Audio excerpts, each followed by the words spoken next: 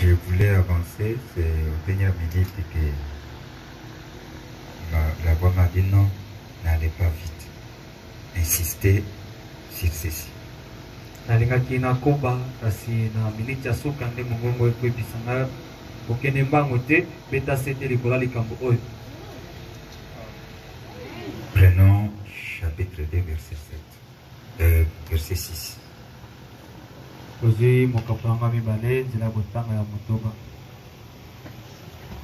Tu as pourtant ceci, c'est que tu es les œuvres de Nicolaïte, œuvres que j'ai et aussi.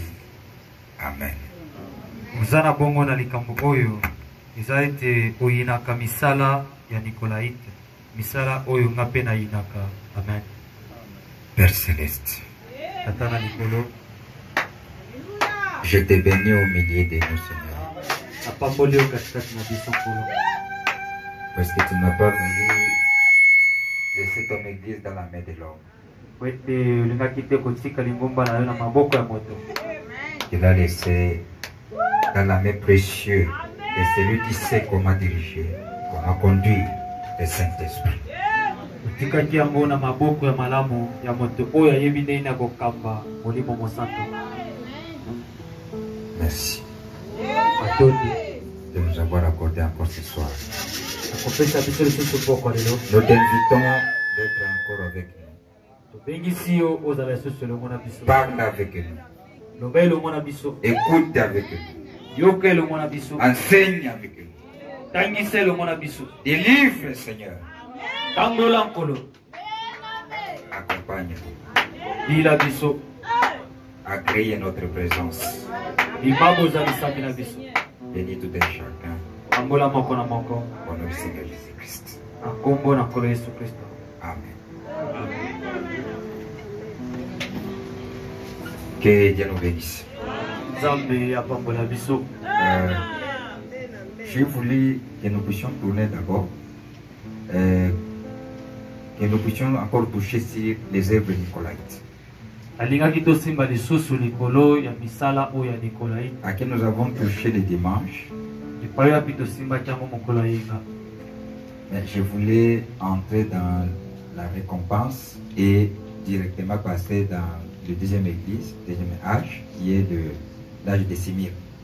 Ngai na simba nanu lifuti na bango pe kokota mbala moko na ileko ya mibale oyo ezali ileko ya Smyrne. Mais ça n'a pas tenu.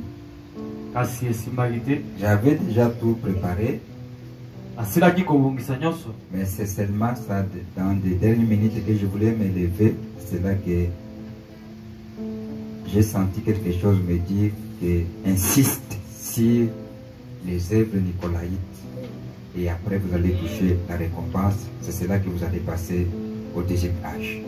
Zala miniti asoka ndelo komoko ebisinga beta sete likolo ya misala ya Nicolaïte na bongo nde okosimba sikoyo na lifuti na sima okokota na eleko ya mibale. Il y a des fois, nous ne tirons pas attention à la voix du Saint-Esprit, de la manière qu'il marche avec son Église. Bambala mingi biso to benda kabokebi te na lolenge molimo mosanto azali kokamba lingomba na ye. Vous savez l'enseignement que nous suivons. C'est le début que Satan commençait à œuvrer au milieu des peuples de Dieu.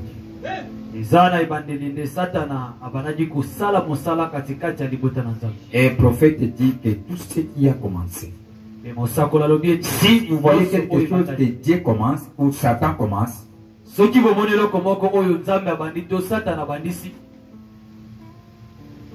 faut tirer attention.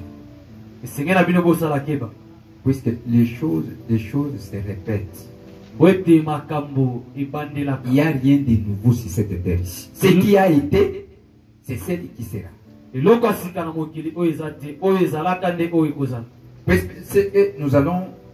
Nous devons tirer attention de ce que les prophètes est en train de nous dire.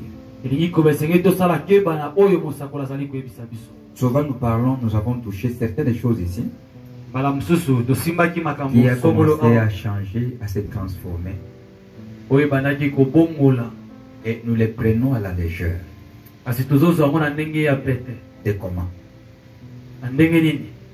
Regardez d'abord les choses ici. Nous avons suivi qu'Éphèse signifie l'érachement et laisser aller. Ces peuples étaient des gens spirituels. On ne peut pas même pas s'égaler avec aujourd'hui. Ils avaient une bonne position. Et la parole est véritable. Pour cela que j'ai dit, nous, aujourd'hui, nous ne pouvons pas s'égaler puisque nous sommes des formalistes, des gens qui se prétendent d'une chose qu'on n'a pas.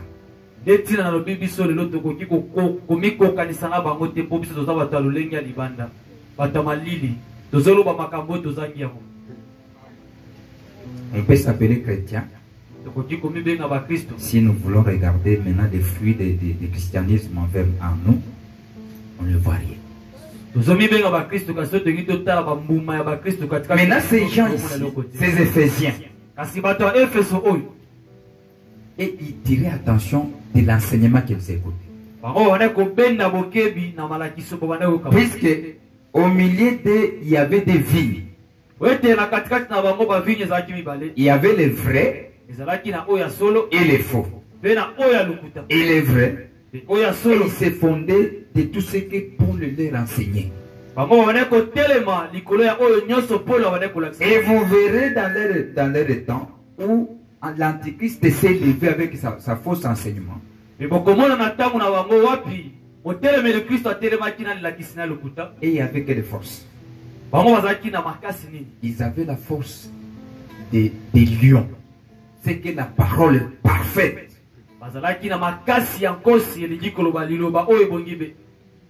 La parole que Paul avait prêchée. Et eux avaient l'habitude de regarder les gens dans les yeux. Tous ces gens qui s'appelaient chrétiens, apôtres, on les regardait dans les yeux pour voir s'ils parlaient comme Paul parle. Est-ce qu'ils vivent ce que Paul leur a enseigné? Différent de ce que les uns de nous ici les font. Il y a des fois, quelqu'un peut venir dire, je suis aussi un frère du message. Et on est emballé seulement comme ça.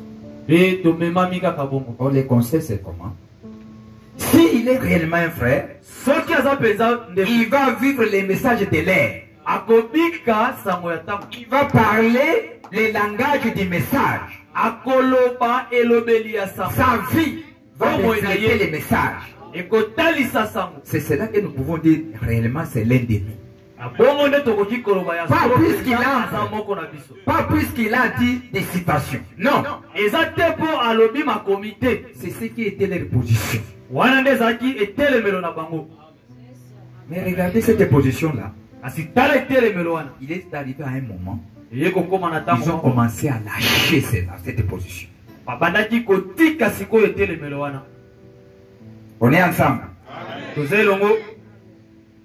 Pourquoi ils ont commencé à laisser la position qu'ils avaient? Puisqu'ils ont perdu leur premier amour.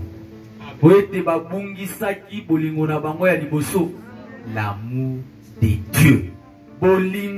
Si on dit que celui-ci a l'amour de Dieu, quelqu'un qui obéit, c'est ce que Dieu dit. C'est que sa vie reflète la parole de Dieu. C'est là qui a l'amour de Dieu. Mais ils ont commencé à abandonner cela. C'est pour cela qu'ils ont perdu le premier amour. Les Éphésiens. On est ensemble. Nous devons bien saisir la chose. Pourquoi ils ont commencé à laisser? Puisqu'ils ont laissé le premier amour. Boete matikaki bolingo na bango ya yambo. Deuxième chose qu'ils avaient. Iloka mibalo wazaki nango. Ça, ce sont des œuvres d'Éphèse. Wana eza misala ya bato ya Efeso. Ils ont perdu la première amour.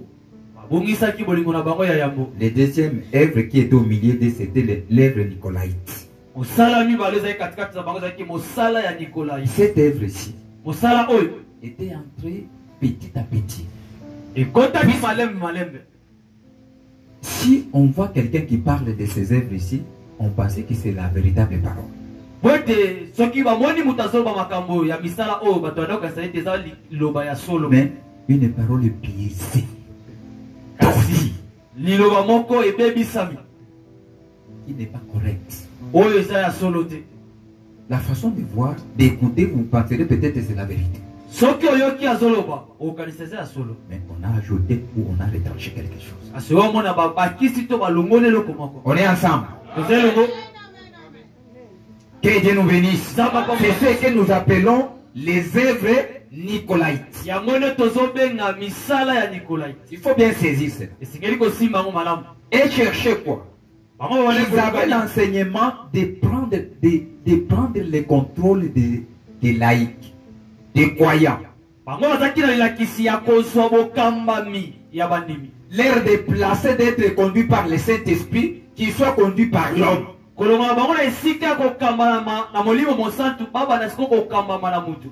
comment on peut être conduit par le Saint-Esprit. Que Dieu nous bénisse. Si on peut dire que celui-ci est conduit par le Saint-Esprit. C'est comment? C'est en obéissant ce que Dieu dit. S'il vous dit,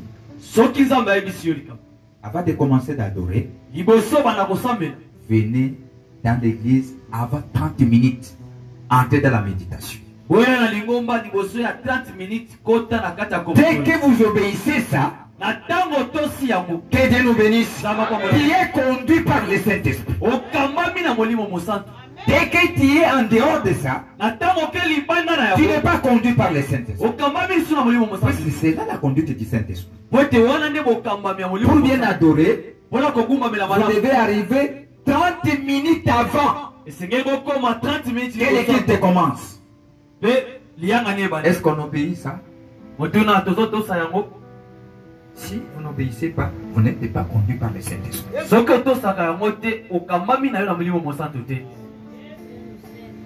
Que Dieu nous bénisse. Comment tu auras la bénédiction du Saint-Esprit au moment que tu ne l'obéisses? Tu ne l'obéis pas. C'est ça que les autres ont été comme ça. Autre chose. L'Esprit dit, un enfant de Dieu doit accepter à être conduit. C'est un brebis. Il ne peut pas se conduire seul. Tu as des projets. Toi, tu commences tes projets sans même pas être conduit par Dieu. Tu le fais. Tu commences à faire. Alors que tu t'appelles un brebis. Frère, je suis quelqu'un de l'esprit. Quelqu'un de l'esprit, mais de cet esprit ne connaît pas ce que tu fais.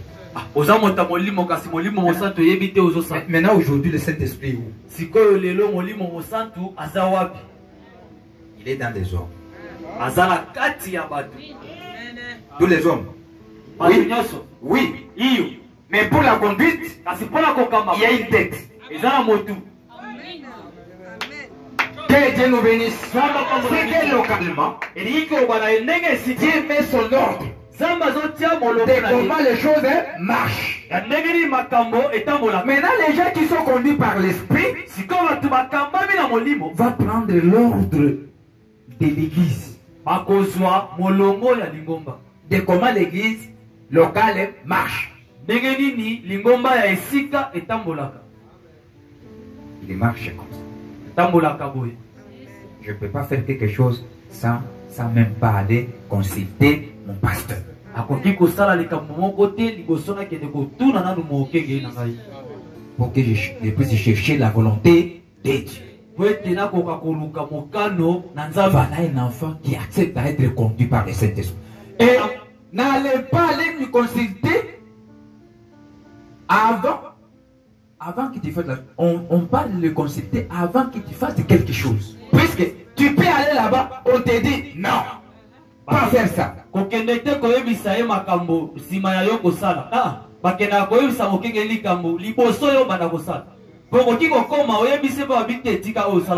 Puisque tu dois être accepté, être conduit par l'esprit. Voilà un véritable.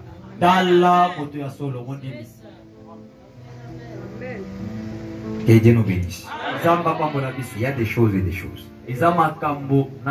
Maintenant, les gens n'ont pas aimé d'être conduits comme ça.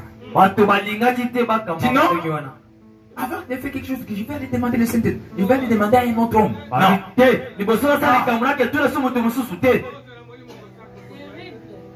Et tout cela a commencé quand? Au moment que les intellectuels et les érudits ont entré au milieu du peuple de Dieu. Ils ont commencé à faire raisonner les peuples. Vous allez consulter un pécheur, quelqu'un qui ne connaît rien. Toi, tu es docteur. Qu'est-ce qu'il va te dire?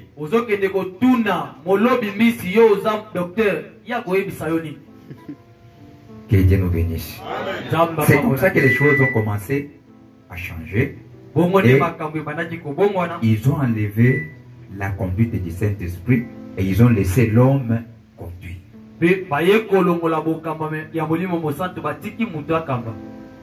C'est ça le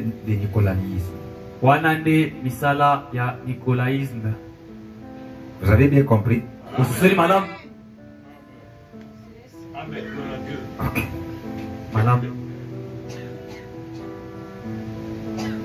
Maintenant, les gens qui soutenaient la parole, ils étaient persécutés aux gens qui ne voulaient pas être conduits par le Saint-Esprit.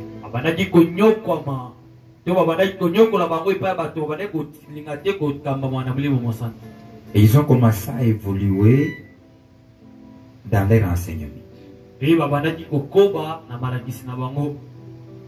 C'est cela que le prophète dit ici. Je vais essayer un peu de toucher autre chose ici.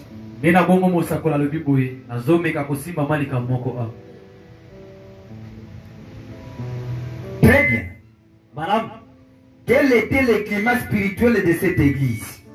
L'église d'Éphèse. Elle avait abandonné son premier amour. Il nous a été révélé que d'abandonner son premier amour de la parole de Dieu,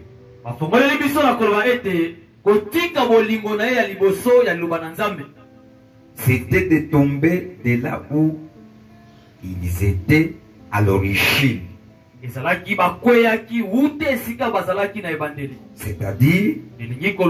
à la Pentecôte. En langage clair. Ceci veut dire que cette église était en danger d'échapper à la conduite du Saint-Esprit.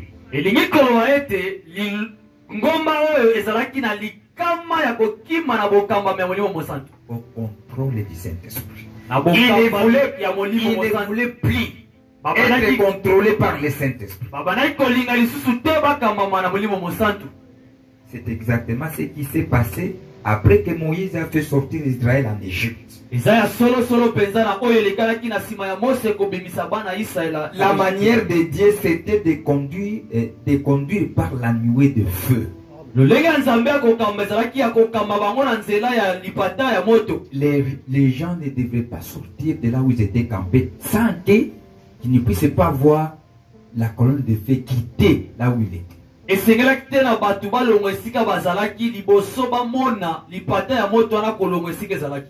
Puisqu'ils acceptaient d'être conduits par Dieu. Et le peuple était ennuyé de cette façon-là de Dieu. Il parlait que ce sont des lenteurs. Dieu fait traîner des choses. Je voulais profiter, faire vite, vite, mais il me dit que attendre. Alors les choses sont en train de changer. Que Dieu nous bénisse. C'est ça l'homme. Que Dieu nous bénisse. L'homme pense peut-être, si Dieu lui fait traîner, le temps va passer. Alors on est en train de se tromper. Puisque c'est Dieu qui détient les plans de tout un chacun. Dieu connaît ce qui va vous arriver demain ou le lendemain. Nous devons toujours l'accepter ce qu'il nous dit. Puisque c'est lui qui a les plans de tout un chacun. Mais nous pensons peut-être non. Il nous fait traîner des choses. Amen.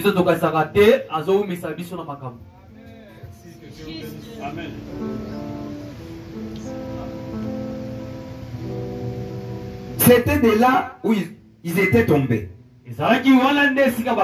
Au contrôle du Saint-Esprit. La manière de Dieu, c'était de conduire par la nuée de feu. Cette parole de feu, c'est quoi?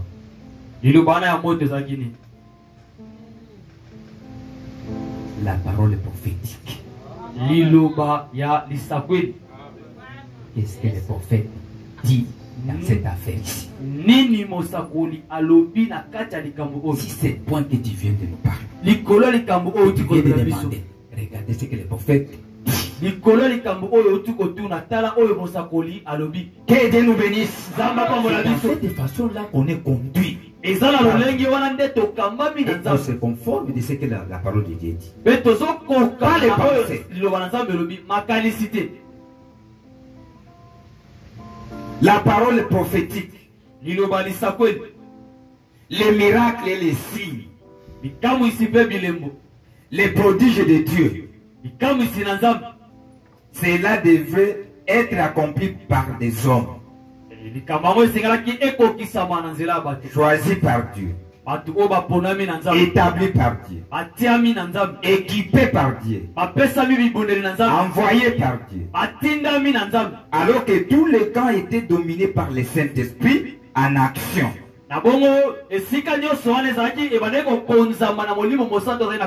Mais ils se sont révoltés. Ils ont voulu avoir un ensemble de règles et de credos à suivre.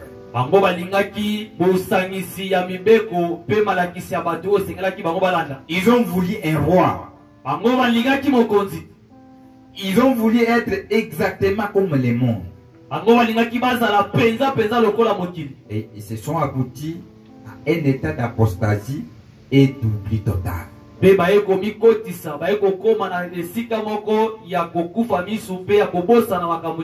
exactement ainsi que le premier âge de l'Église a commencé. Écoutez maintenant ce que le prophète dit. Cela va continuer à empirer.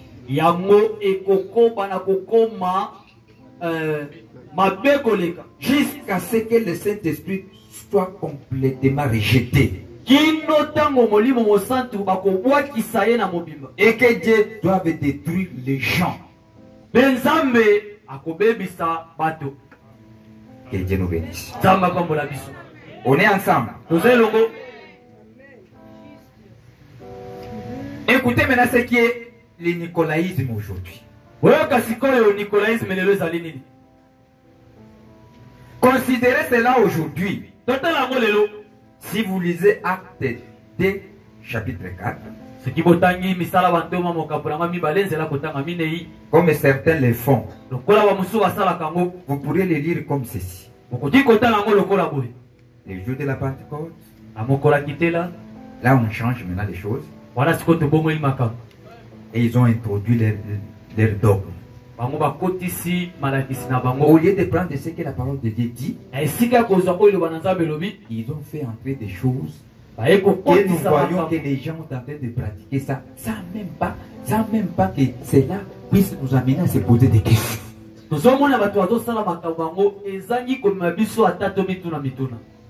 On n'a même pas la crainte de ces choses-là. Même parmi nous ici, il y a des gens qui les font. Alors que c'est un danger. Satan a introduit au milieu du peuple de Dieu. Et les gens pensent que c'est la vérité alors que ce sont des mensonges. Puisque la fausseté, si ça traîne, si ça prend beaucoup de temps, ça, les gens pensent que cela est la vérité alors que c'est la fausseté.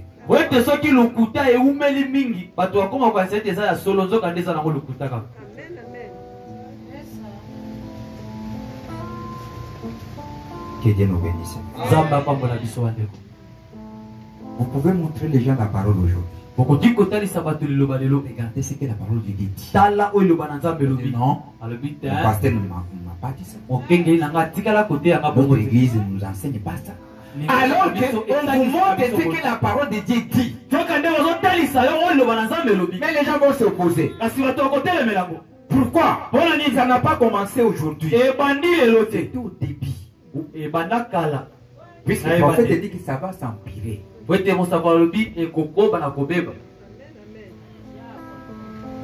importe ce que dit la parole de Dieu, les gens ne peuvent pas la comprendre. Il faut que nous vous interprétions ça. C'est ce qu'ils ont introduit. Non, vous ne comprenez pas. Il faut que les prêtres puissent vous interpréter la parole. Vous,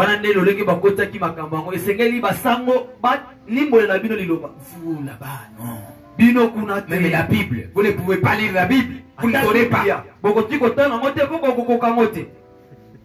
Que Dieu nous bénisse. Les choses ont commencé à changer comme ça.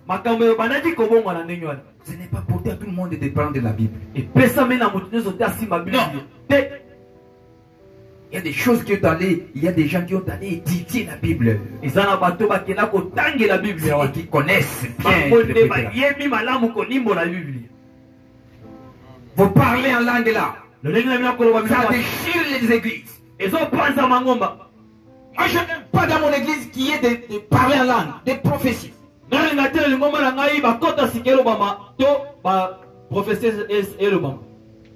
Que Dieu nous bénisse. Tout ça, la mission est quoi? De ôter les croyants sous le contrôle du Saint-Esprit.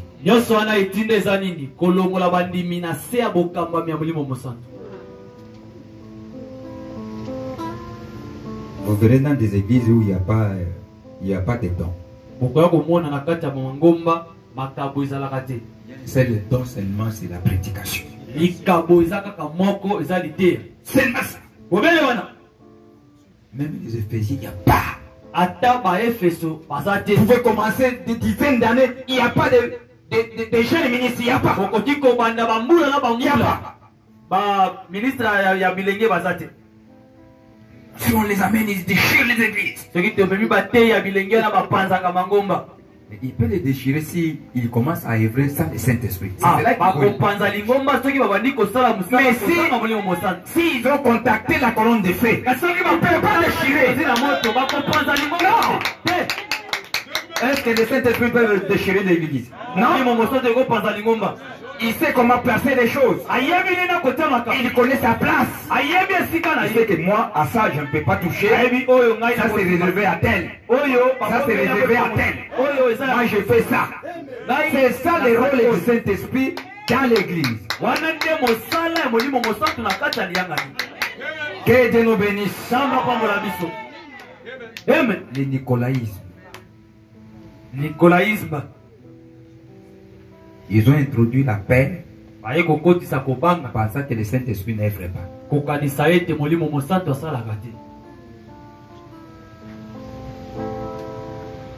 Ils ont d'abord changé aux recommandations que Dieu a données. Puisque Jésus nous a donné, il nous a laissé 3 recommandations. Que Dieu nous bénisse. Vous connaissez ces recommandations-là? 3 qu'il a laissées. Des fêtes à célébrer. eza banteke ya kosala. 3. Misato. Et aussi on commençait par là. Pe bango pe On commençait à étorpiller. Pona ko wana ko bebisa. La première recommandation. Etina liboso. La Sainte Seine. Elam. Ils sont allés là-bas, ils ont introduit, ils ont cherché les biscuits. On les a collés, c'est ça le Saint-Esprit. Bake kuna bazuba biscuit de babenyango ya momoli bomosa. L'enseignement nicolaïte. Malakisi ya Nicolaïte. Écoutez ce qu'ils ont fait. Oyo ka balo basalaki.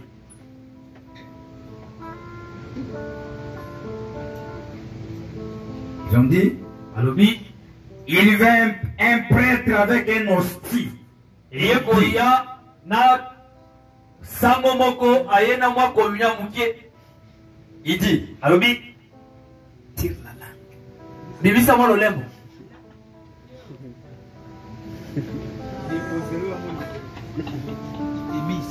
Ayeko tchaya mo likolo. Suivez ce qu'ils ont commencé. Oyo ka ndenge makambo ebandaki. Dit, Alobi il posa l'hostie dessus. ayeko tcha mwa komunya na likolo. Il but lui-même un peu. Ye moko ameli mwa vinyo moke. Et il dit, Pe alobi vous avez maintenant reçu le Saint-Esprit. sasa ipi bozwi sikoyo molimo mosaka. Ozwi na yo biscuit na yo ozwi na yo mulimo musanga. Ye ya opesa o 20. Yo oli akalipa. Après vous oli angobi ozwi mulimo musanga.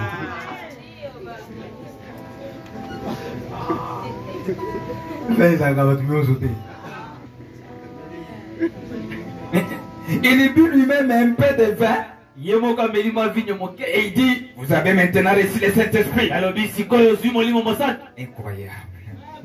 Et pourtant, Zokande c'est exactement là que le nicolaïsme est arrivé. nde esika wana penza likalisiko ya Nicolaïsme ebandaki.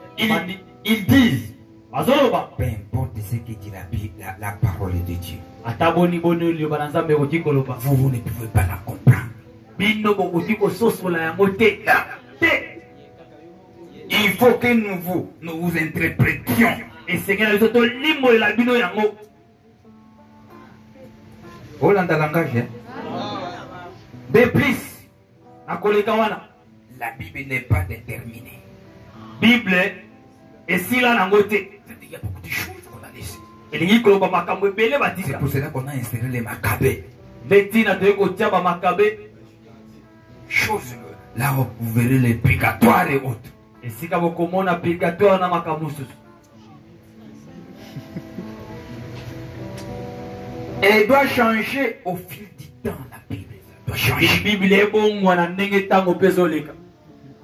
Nous allons vous dire que ce sont des changements. Nous vous dirons. Et on va Tokoyebisa changer. bino ndenge nini Bible yango ezali kobongwana. Hollanda, le nicolaïsme. Ça commence quand? Au début du premier règne. Ezobanda ntango nini na ebandeli ya eleko ya liboso. Tout ce qui faisait là, c'était contraire à ce que la parole de Dieu déclare avec insistance. Nyonso oyo babande kosala ebandeki kotelema oyo eloba na Nzambe ezoloba ezobetela kutu sete. Et les Éphésiens qui étaient fondés aux Écritures, Kasi baefeso batelemaki likolo makomi. dès qu'ils écoutaient ça, Ntango bande koyoka yango il leur disait que vous êtes des menteurs. bande koyebisa bango ete bino boza Paul bapoze. ne nous a pas prêché comme ça. Ah, Paul atikala koteya biso boye te. Jamais. Ata mokolo moko te. Vous êtes des faux docteurs. Bozali balakisi ya lukuta. Que Dieu nous bénisse. Nzambe apambola biso. Et notre appellation, Pe ebengelo ce mosusu. sont des antichrists. Azali batelemelo Kristo. Anti-parole. Ate bazotelemela liloba. Voilà le début. Tala ebandeli. Dès qu'on a introduit l'antiparole, Ata bakokisi motelemeli liloba. mais lui il vient Kasi ye sur le cheval blanc. likolo ya punda ya pembe. Des paroles mensongères piégées. Maloba oyo ya lukuta kasi batiango motambo. Que Dieu nous bénisse. Nzambe apambola biso. Pensant que c'est la vérité, Kokanisa te eza ya solo. mais ce n'est pas la vérité. Zoka nde lukuta. Mais il vient sous le cheval blanc. kasi aye likolo ya punda ya pembe. Que Dieu nous bénisse. Nzamba pambola biso. Pour les dénicher. Pour la bandaki kolo Pour les dénicher. pour la kobimisa bango polele. Vous devez porter les lunettes de Paul. Esengelaki kolata maneti oya Paul. Vous devez avoir la parole que vous étiez enseigné en vous. Esengelaki bozana na liloba oyo botanga na kati na biso. Sans cela, Kozanga yango vous ne saurez pas. bokokoka te. Et une autre chose qu'ils ont changé. Eloko mosusu bomolaki. L'histoire du baptême d'eau. Lisolo ya libatisi ya mai. Depuis la Pentecôte, Uta kitela. le Saint-Esprit Molimo mosantu. a révélé que le véritable baptême, c'est au nom du Seigneur Jésus-Christ. Ati komoni sete libatisi ya solo eza na kombo ya Yesu Il Kristo. faut asperger les gens. Esengeli kotia bato na kati ya mai. Et dit, Bango balobi non, te. comme il y a des déserts partout, Lokola bisobe eza bisika nyonso. On peut mettre même l'eau dans une bouteille, on asperge seulement. Tokoki kotia ta mai na kati ya mulangi, tobakeli moto likolo ya motu. et c'est tout, c'est ça le baptême. Esili wana nde libatisi esili. Vous savez, il y a beaucoup d'accidents. Oyebi makama eza ebele, baaccident eza ebele. Allez asperger les gens dans l'eau là. Ok. Il y a des crocodiles, Oyindisa bato na mai esika il y a banganda des bazali. saletés. Bosoto ezali. Vous êtes des intellectuels, comment un homme, un grand homme qu'on va aller amener dans l'eau de Jourdain. Yo oza moto otanga Elo sa. nini moto lokola yo bamema na mai ya Yude. Mai ya salite wana. Non, Te revoyons un peu des choses. totala motie makambo yango. Le baptême, c'est un acte du cœur. Quelqu'un qui a crié à Jésus, c'est tout. Eza Et likambo ya le motema. non, ça porte épée. Moto andimeli na Yesu nyonso wana eza ntina te. Que Dieu nous bénisse. Nzambe apambola biso. Mais s'il y a des crocodiles, où est ce Dieu-là? Le Dieu qui a gardé Moïse. Kasi soki bangando bazali wapi nzambe oyo abatelaki Mose. Que Dieu nous bénisse. Nzambe apambola biso. Voici encore une autre triste histoire. Botala lisusu lisolo ya mawa. C'était l'histoire du baptême d'eau. Ezalaki lisolo ya libatisi ya À mai. l'époque de Jésus, après la Pentecôte, Na nsima ya Yesu, na ntango ya Yesu, na nsima ya kitela, on immergeait dans l'eau. babandaki kotindisa bato na mai. Et personne ne pourrait nier ça. Mpe moto moko te akoki kowanga na likambo wana. Et des hommes instruits Si bato oyo batanga disent qu'on s'est borné À verser de l'eau sur eux. Parce qu'on trouvait facilement des petites mares un peu partout.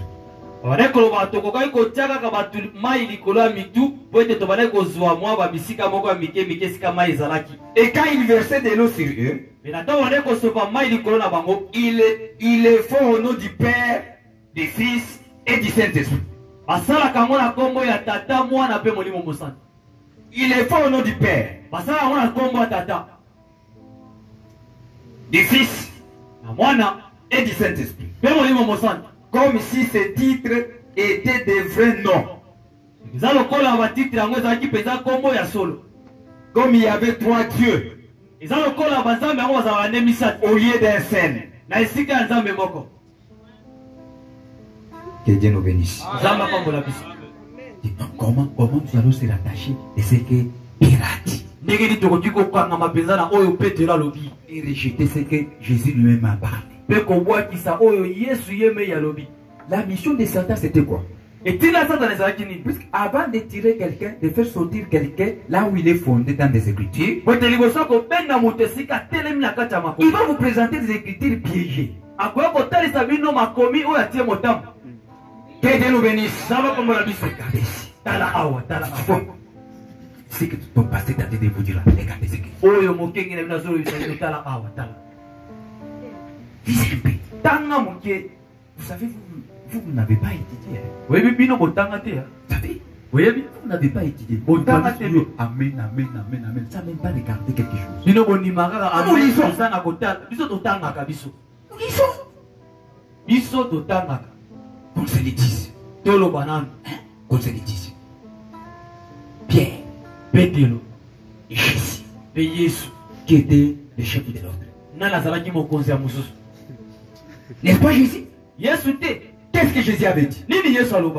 Regardez les Écritures. Allez partout dans le monde. Prêchez la bonne nouvelle à toute la création. Les baptisés au nom du Père, Fils et Saint-Esprit. Maintenant,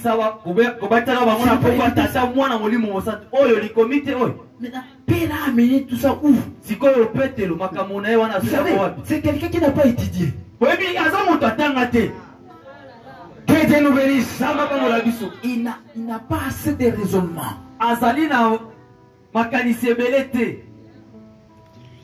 Que Dieu nous bénisse. Ils oublient que Pierre avait la révélation de ces noms-là. Que Dieu nous bénisse. C'est pour cela que Dieu aussi, au début de l'âge, a commencé d'abord à ce que l'Église sache ce qui est Dieu. Il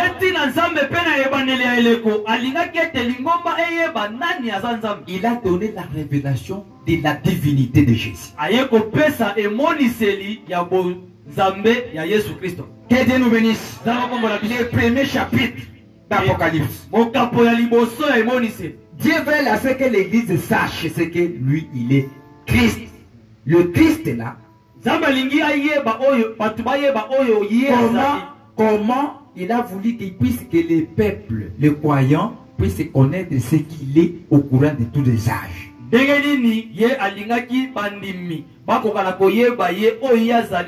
Connaissant le plan que l'ennemi va amener.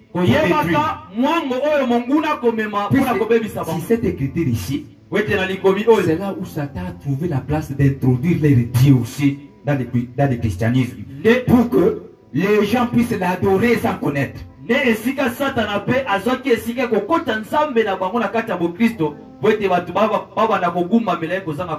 veulent pas le nom de Jésus-Christ. C'est pour cela qu'on a attaqué ces gens-là à cause de ces noms-là.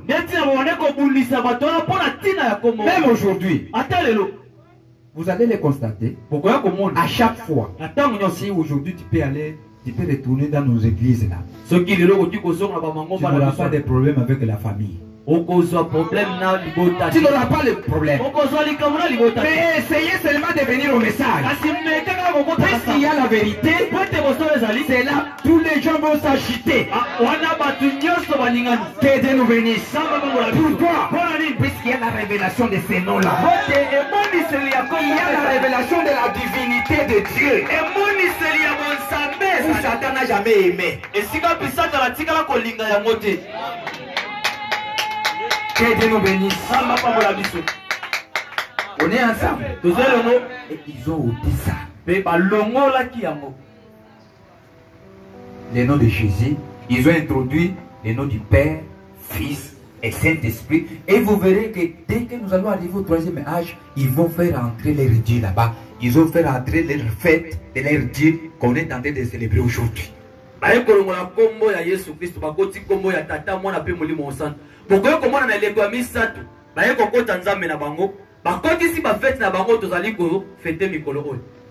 Au première église, vous verrez qu'à Éphèse, il y avait une église qu'on appelait église où leur reine était Diane. Où ils avaient des prêtres et femmes. Que Dieu nous bénisse. Et c'est là où on va faire des femmes de devenir des prédicateurs. Et dès que tu essaies un peu de dire aux gens, non, la femme n'est pas été. Dieu n'a pas autorisé aux femmes de se mettre à la chair et prêcher la bonne nouvelle. Et non,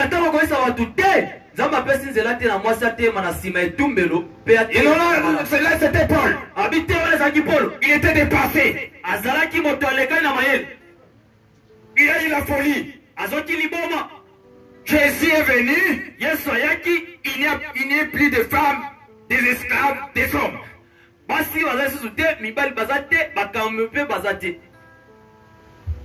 Nous avons tous été rachetés par le sang de Jésus-Christ. C'est vrai, c'est la vérité. Mais il y a des ordres que le Saint-Esprit a mis. Que Dieu nous bénisse. Amen. Il y a l'ordre du travail. Chacun a sa place. Nous sommes tous rachetés Mais il y a l'ordre. Que Dieu nous bénisse. Paul a placé l'ordre dans les églises des nations. Il a placé chacun à sa place. Il dit non, celui-là c'est Paul. Ce n'est pas la vérité. Que Dieu nous bénisse. Amen. C'est juste. Tout a commencé au début là.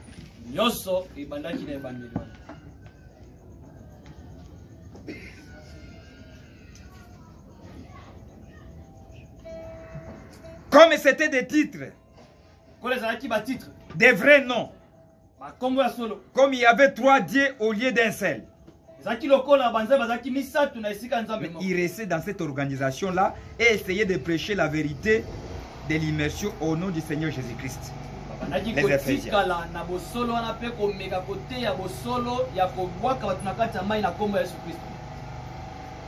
Dès que tu le fais, là on s'organisait, cette équipe ici de nicolaïsme. Et il s'arrangeait, dès que tu continues à faire ça, on te met à la porte.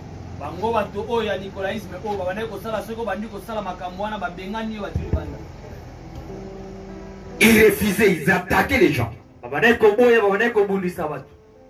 Or, Paul était un prophète enseigné par le Saint-Esprit. C'est Paul qui baptisait au nom du Seigneur Jésus-Christ. Et c'est celui qui a dit quiconque agisse à la compte de ce que nous avons prêché, qu'il soit anathème.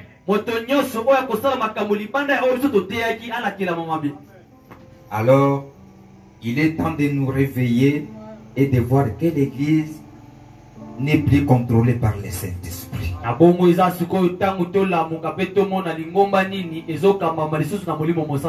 Les Éphésiens ont dit, de la manière que nous voyons, nous devons s'élever. Puisque les nicolaïsmes ont pris le contrôle.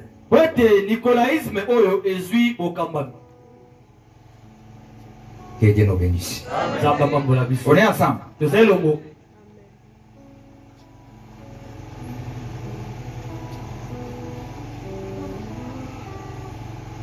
Il continue, il dit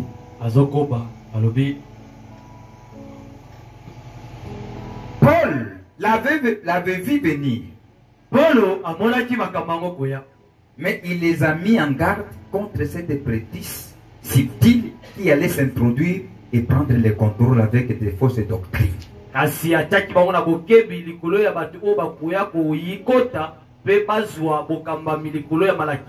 Il savait qu'ils établiraient une forme de culte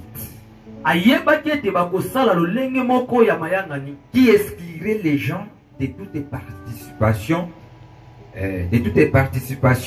à un ministère du Saint-Esprit.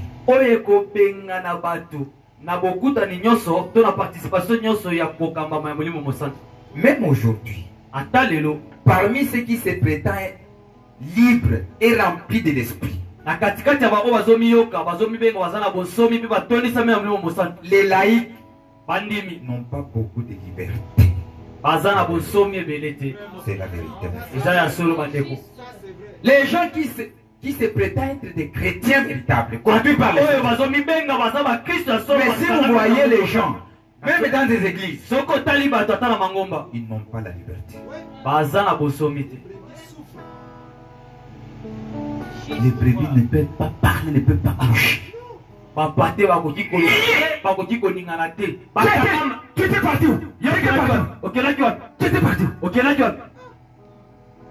Que Dieu nous bénisse. C'est seulement la vérité ici. Pas les autres.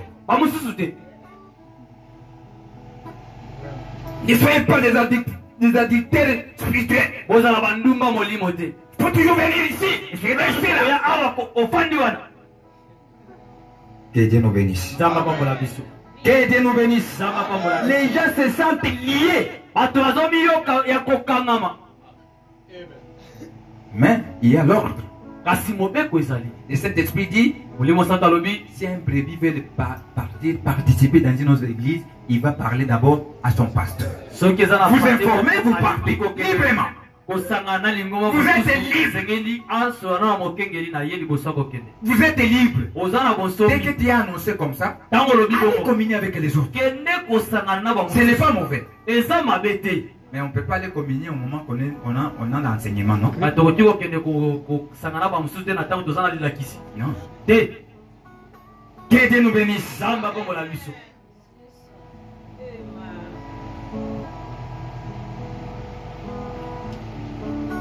Ils ne sentent pas de liberté. Au mieux, on peut voir quelques prédicateurs qui prêchent avec l'inspiration. Pendant que les troupeaux restent assis là, essayez d'absorber cela. On est là bien loin de Paul, qui disait que quand tous ensemble se rassembleraient, tout avait la conduite du Saint-Esprit. Tous se participaient au culte spirituel. C'est que ici, il y a un prédicateur qui vous prêche sous l'inspiration du Saint-Esprit, mais les autres observent, ils deviennent des chefs coutumiers. Il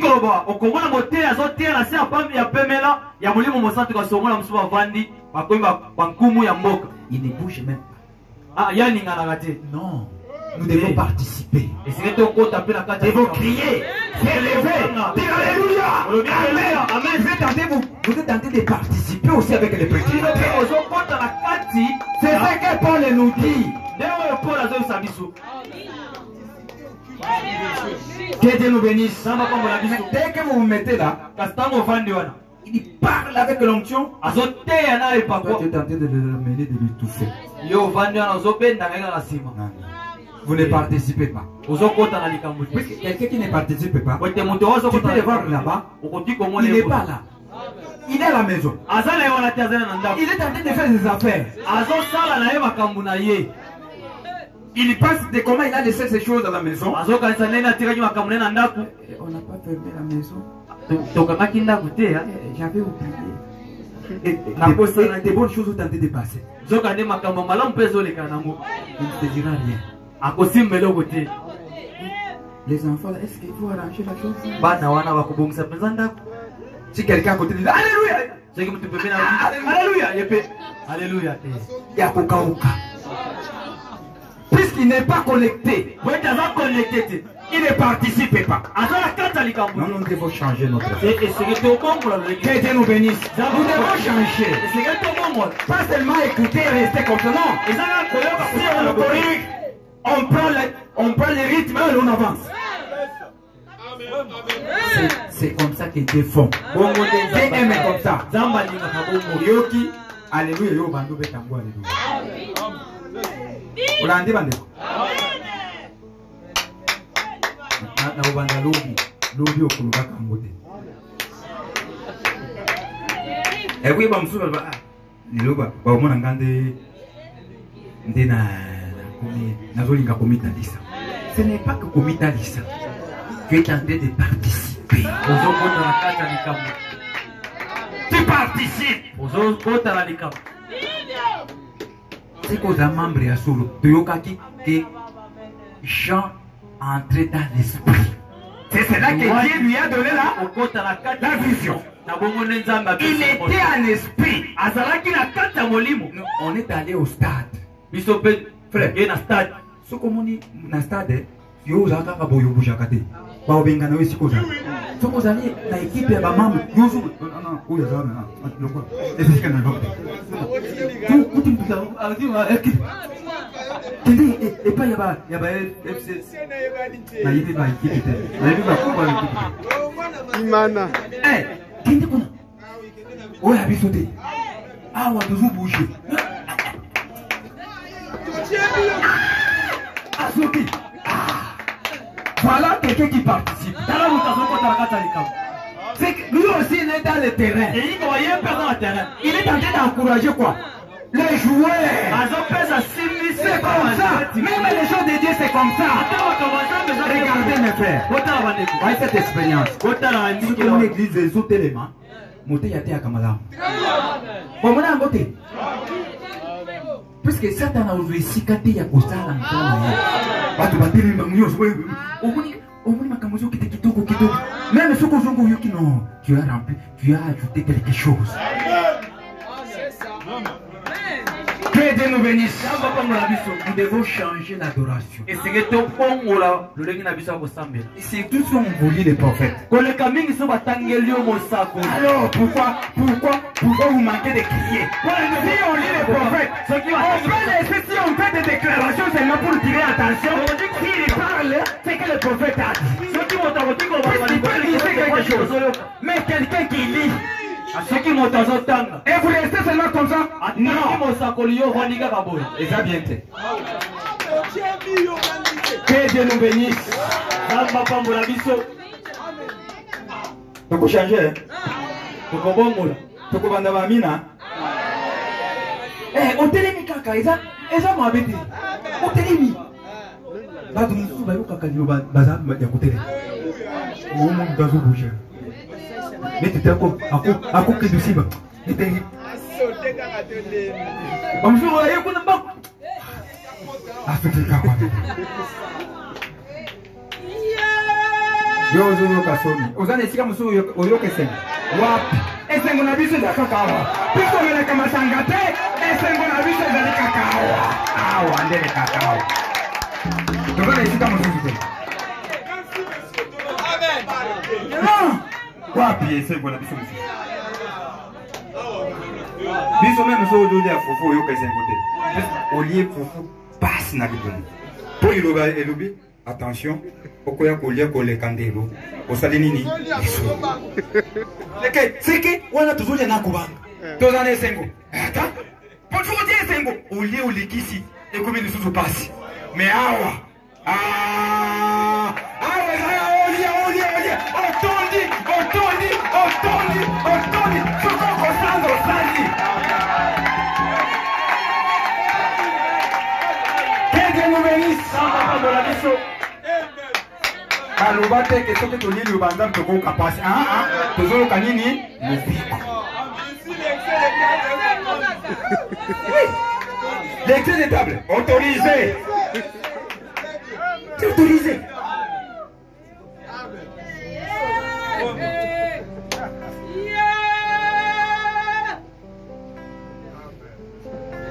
Mais on est là loin de Paul. Qui disait qu'à tous se rassembleraient, tout avait la conduite de l'esprit. Tous se participaient au culte spirituel. Et le corps de l'esprit n'a jamais appris cette leçon. N'a jamais appris ça. Ni de l'écriture, ni de l'histoire. Chaque fois que Dieu donne une visitation du Saint-Esprit et que les gens sont délivrés au bout de quelques instants, ils se lient de nouveau à la chose même d'où ils sont sortis.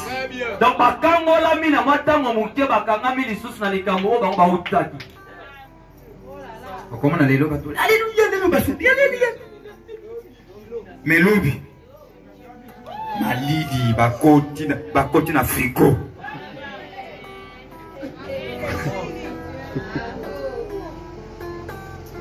Mais donc, où sommes-nous spirituellement? Nous sommes dans un désert de ténèbres. Combien nous sommes éloignés de l'église primitive? Il n'y a plus rien qui ressemble à la Pentecôte. Il n'y a pas. Et la parole est absente. La succession apostolique aujourd'hui, chose courante. Ne se trouve pas dans la parole, ça? C'est un système fabriqué par l'homme. Est-ce qu'il y a la succession des apôtres? Il n'y a pas.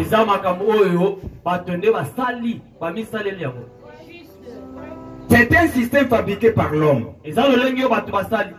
C'est une usurpation illégitime de la vérité selon la parole de Dieu. Les gens qui forment, qui cherchent des choses comme ça. Ils inventent des choses qui n'est pas confirmée par la parole de Dieu. Que Dieu nous bénisse. Et ces gens se rattachent à ça. Ils avancent avec ça. Et en un temps, les gens pensent peut-être que c'est la vérité. Alors que c'est pire mensonge. C'est un système fabriqué de l'homme. C'est une expression légitime de la vérité selon laquelle Dieu, non l'homme, qui a établi sa conducteur dans l'église. Que Dieu nous bénisse. Et cherche d'autres choses en dehors de ce que Dieu avait dit. Que Dieu nous bénisse.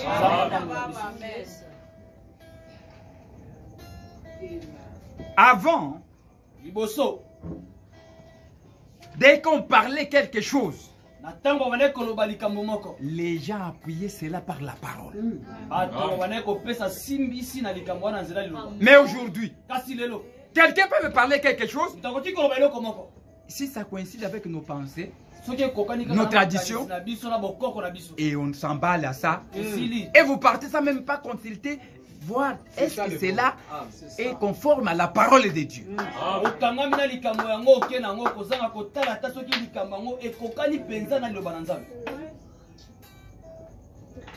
Satan cherchait à ôter le pouvoir du Saint-Esprit et lui s'établir parmi les peuples de Dieu.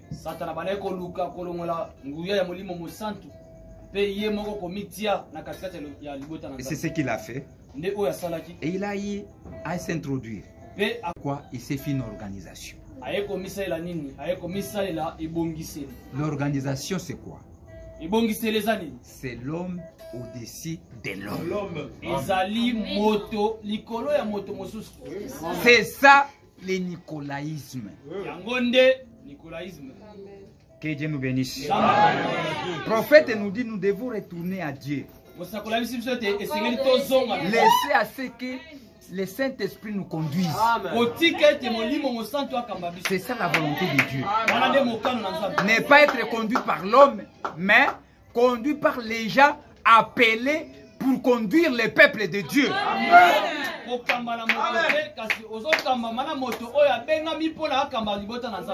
Que Dieu nous bénisse. Et ils vont les conduire pas par leurs pensées, mais par la parole de Dieu. Que Dieu nous bénisse. On va arrêter là aussi.